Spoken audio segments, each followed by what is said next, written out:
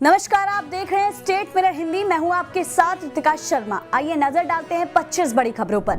महाराष्ट्र में नहीं थम रहा सीट शेयरिंग पर विवाद। कांग्रेस की अलग कमान के साथ एमवीए की फिर होगी मुंबई में बैठक। पहले हुई बैठक में पूरी तरह नहीं सुलझा था एमवीए सीट शेयरिंग का मामला। शिवसेना यूबीटी के नेता संजय राउत ने कहा, सीट बंटवारे पर एमवीए की 10 घंटे बैठक चली है। अब सभी नेता मिलकर चर्चा करेंगे। हमारा मानना है कि गठबंधन टिकना चाहिए। पार्टी की आपात बैठक बुलाई गई है। उपचुनाव को लेकर खरसावां विधानसभा क्षेत्र से बीजेपी उम्मीदवार सोना राम बोद्रा ने कहा, मैं पार्टी नेतृत्व, प्रदेश अध्यक्ष, पूर्व केंद्रीय मंत्री अर्जुन मुंडा और पूर्व मुख्यमंत्री चंपई सोरेन को धन्यवाद देना चाहता हूं कि उन्होंने मुझ पर भरोसा किया। मैं 25 अक्टूबर को पूर्व सीएम चंपई सोरेन के साथ अपना नामांकन दाखिल करूंगा। झारखंड विधानसभा चुनाव के लिए बीजेपी ने कुछ प्रत्याशियों के नाम का किया ऐलान। जमशेदपुर पूर्व से बीजेपी की उम्मीदवार पूर्णिमा साहू दास ने कहा, इस विरासत को आगे बढ़ाना है।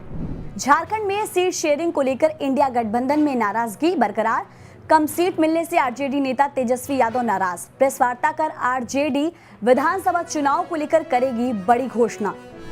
पश्चिम बंगाल बीजेपी नेता दिलीप घोष ने उपचुनाव पर कहा, हम घोषणा का इंतजार कर रहे थे। बीजेपी कार्यकर्ता इसके लिए तैयार है। हम पूरी ताकत से उपचुनाव लड़ेंगे। उम्मीदवार की घोषणा कर दी गई है।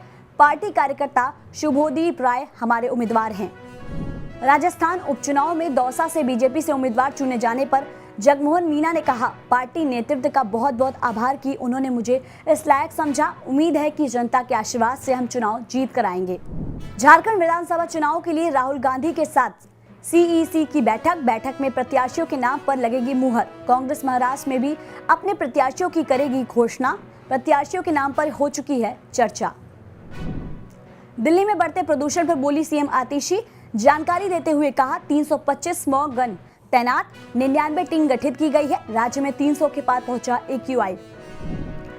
आपने जनसंपर्क अभियान किया लॉन्च। आप नेता संदीप पाठक ने कहा, अरविंद केजरीवाल ने मंडल प्रभारियों और सभी वरिष्ठ पदाधिकारियों के हुए बैठक में जनसंपर्क अभियान किया लॉन्च, जिसमें केजरीवाल की चिट्ठी हर घर तक पहुंचेगी। दिल्ली के रोहिणी में सीआरपीएफ स्कूल के पास ब्लास्ट की मिली सूचना। पुलिस मामले की कर रही है छानबीन।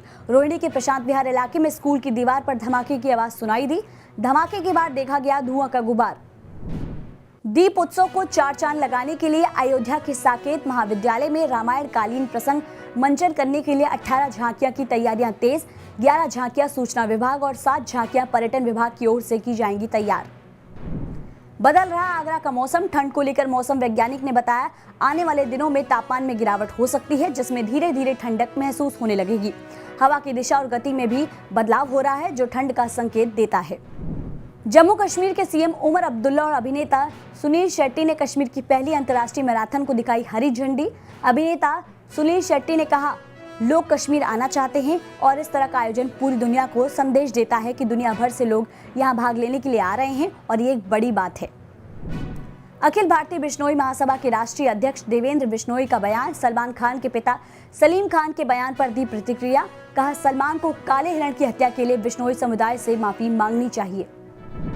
बिहार में हुए जहरीली शराब से लोगों की मौत पर पूर्णिया के सांसद पप्पू यादव ने की प्रेस वार्ता। सीएम नीतीश कुमार और तेजस्वी यादव पर जमकर साधा निशाना। जहरीली शराब मामले में खूब सुनाई खरी खोटी।